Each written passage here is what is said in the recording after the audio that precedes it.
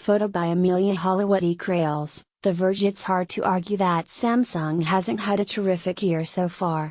In 2017, the world's most prolific smartphone maker delivered a critically acclaimed new flagship in the Galaxy S8 and S8 Plus, and it followed that up with a record-breaking Note 8 Super flagship.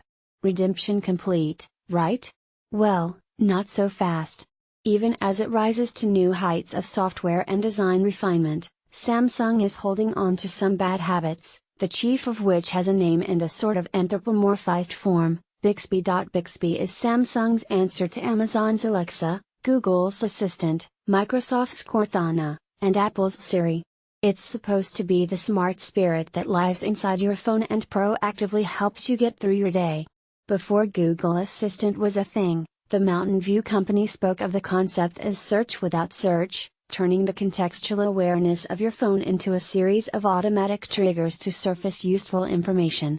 Most of us are familiar with these, still rudimentary, assistive qualities, which synergize nicely with voice controls and natural language searches to set the stage for a future where we just talk to our smart and informed pocket computers. Only problem is that Bixby represents none of that usefulness or nascent promise. My colleague Dan Seifert has already given a full account of Bixby's failures, which have been so egregious as to force Samsung to issue a software update that allows users to disable the dedicated Bixby button on Galaxy S8 and Note 8 handsets. I have a huge problem with what Bixby and its button represent for Samsung as a company. They tell me that Samsung's overarching objectives are not user-centric, and they show that Samsung is willing to impose a crappy experience on us for some imagined brand cachet. I've been extremely complimentary of Samsung's TouchWiz changes in 2017, and I also love the ergonomics of the almost bezel-less Galaxy S8 Plus. But this Bixby stuff is unforgivable. A major point to keep in mind, the cheapest of the devices I'm talking about today, the Galaxy S8, costs somewhere around $650, even with discounts. Samsung's official prices are $725 for the S8, $825 for the S8 Plus, and $900 something for the Note 8. These are beyond premium devices. When you buy one of these phones, you should expect small plumes of perfume to waft up at your nostrils, a tiny trumpet band to start playing, and a handwritten note of thanks from Samsung Mobile Chief J.K. Shin. Instead, you get Bixby. The Bixby button on both the Galaxy S8 models and Galaxy Note 8 is perfect. If you're left-handed, it's exactly where you'd want a power button to be, sitting where your thumb would naturally rest. Were it actually pointed at a useful or desirable function, I'd laud and applaud it. But the most common reason for pressing the Bixby button to date has been an accidental click when people have wanted to turn the phone's volume down, because the volume rocker is just above.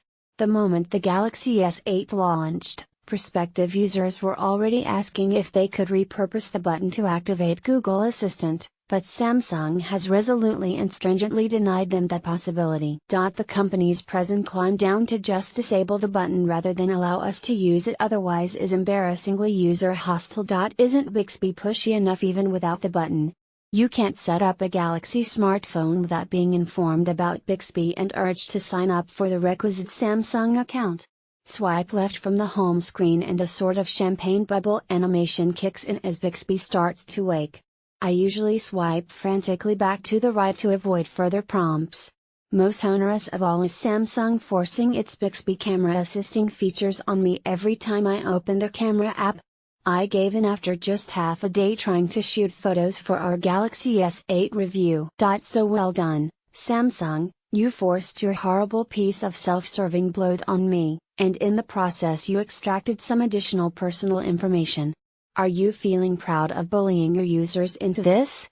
I know that Google works on similar principles to those underpinning Samsung's Bixby, make a new data-hungry feature a core part of the software and tirelessly nudge people into using it until they do. But the Google difference is that its services are actually superior and useful. Google Assistant is the best smart assistant of them all, while Google Maps, Google Photos, YouTube, Chrome, and Gmail are all among the best mobile experiences you can have. If Google gets pushy with any of those, I'm usually untroubled because I do actually want them. Samsung should try making something better first, and then maybe it won't have to force feed it to us the way it's been doing with Bixby. I'm angry and angsty about Bixby primarily because it shows a Samsung sticking to its old bad habits. The company took a big step forward with the much cleaner and improved TouchWiz interface, BU.